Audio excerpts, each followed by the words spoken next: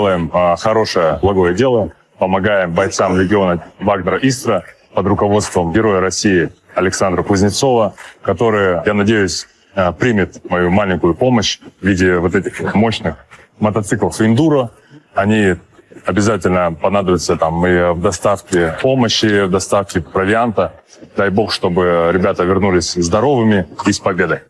Оригинальное видео Ильи, пишите в комментариях, что думаете вы. В общем, мы нашли первоисточник, и эта публикация датируется 7 июля 2025 года. Ее разместили на региональном провластном телеграм-канале. То есть видео появилось не только что, а полгода назад. Тогда на него никто не обратил внимания. Возможно, это была просьба самого Сабурова сильно не тиражировать эту новость. Так или иначе, за финансирование частной военной компании Сабурову грозит ответственность в нашей стране от 7 до 20 лет тюрьмы по казахстанскому законодательству.